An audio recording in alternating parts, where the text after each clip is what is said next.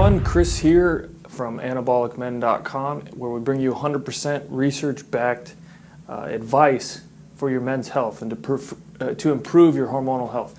Now today, I just want to answer a question that I get asked a lot, and it's with regards to how to properly train your body to release as much testosterone as possible and to really support your testosterone production from a training perspective.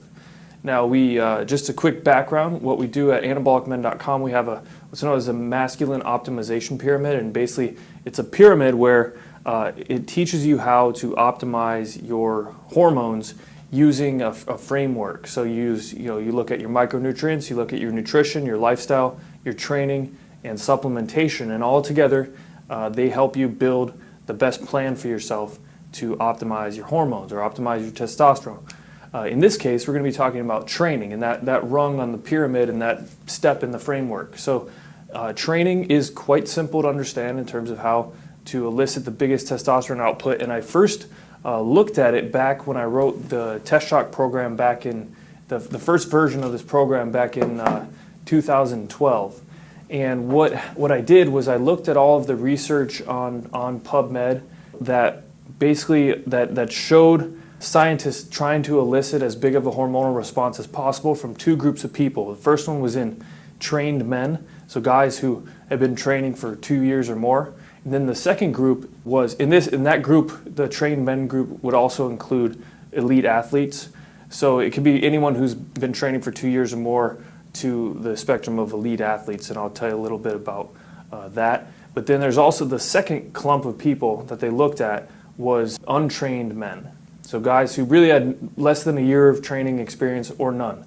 So both of these gave us some good insights into what I now use and refer to as how to train your body on a principle-based level, instead of a blanket recommendation of, oh, do this or that or whatever. But this is principally based, so you can, if you don't even want to follow we have a bunch of programs here for beginner, intermediate, and advanced in the Test Shock program. There's also we made the Thor program, which is a weight training program, and you could follow that as well. But you don't have to if you use the principles that I'm about to tell you.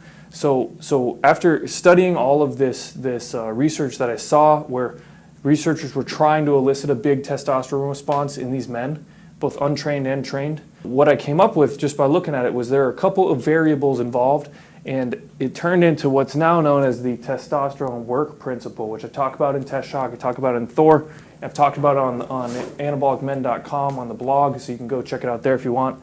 But really what it is you do as much work on as much muscle volume as possible in as short amount of time as possible, and you keep that under a stress threshold.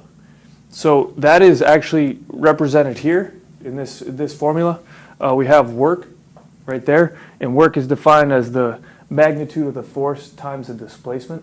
So the work multiplied by muscle volume activation, multiplied by the product of muscle volume activation and the intensity there. When you keep it below the stress threshold, which is different for everybody, and I'll talk about that in a second.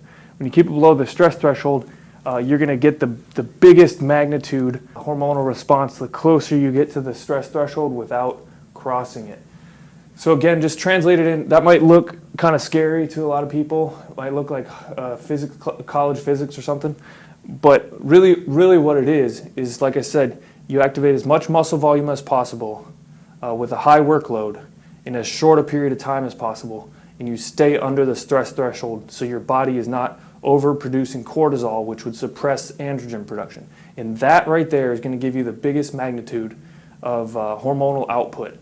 Based on all the research that I've seen, and this is the principle that these guys are operating on. No one's really defined it in this sense, but so I took the liberty to define Testosterone Work Principle. But this is basically the idea that all of these studies are using. So what you look at when you look at the two different groups, though, and this will mean something different for different people, right? So if you are watching this video right now and you're wondering how to best train your body to increase testosterone, but say you never trained before, or maybe you were a runner, an endurance runner, and now you are getting into resistance training or weight training.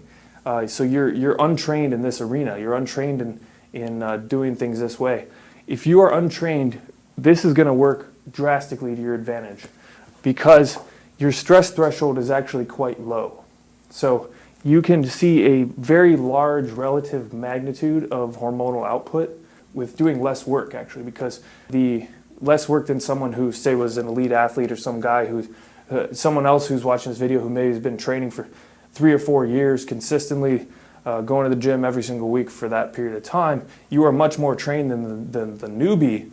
So, but the newbie is going to still experience the newbie gain period where, since their stress threshold is so low, since they're so untrained, that you can actually benefit from seeing a very large increase, relative, increase in testosterone output because with lifting less weight. So, for example, the guy who's been training for 3 or 4 years might be able to bench, 315 pounds, 350 pounds even, while the newbie might be like the most they can bench is 135. However, they could potentially be seeing the same magnitude of testosterone output because of their relative stress threshold. So hopefully that makes sense to people. And this is what they saw in the studies about how to elicit a big hormonal response. When they looked at the difference between untrained men and trained men and elite men, the elite athletes actually had it takes a huge stimulus. It takes a lot of work done and a lot of muscle volume activation over an even shorter period of time. So it has to be very intense, very fast for these guys. And they looked at like elite level sprinters, for example. To elicit the same response that maybe these guys got a year or 2 prior, they had to do even more work on the muscle volume. So the more trained you get, the harder this thing gets. But the more trained you get also, if you do it by this principle, if you are operating under this principle for years, your testosterone levels will naturally be very high anyways. So what you're going to see is there's a natural asymptote that your body's going to reach anyways because of the negative feedback loop for testosterone production. When your natural T levels get to a certain level, which tends for guys to be around the 1200 mark, your body is naturally just going to signal to produce less LH because it is at a physiological asymptote, or it's approaching the physiological asymptote where you really don't need to produce any more testosterone, or you will see negative effects, which is what you see when guys have super physiological levels of testosterone because they take injections or they're using anabolic steroids. They tend to have, that's when the negative symptoms kick in. So what does this mean for you? What does this mean for you if you're looking to increase testosterone with your training? It means that you need to do resistance training because you need to have a high amount of work done on your muscle. You need to be operating on a program, whether Test Shock program is very calisthenics based, Thor program is very weight training oriented, or some other program. There are a lot of programs out there that could fit the bill if you use the right principles. You need to activate as much muscle volume as possible. So, for example, just focusing on only isolation movements is not necessarily going to serve your purpose. Now, you probably see an increase in testosterone, but it won't give you the maximal increase that some of you guys are looking for. So if you want to really maximize this, increasing a lot of muscle volume is going to require more explosive-oriented compound movements.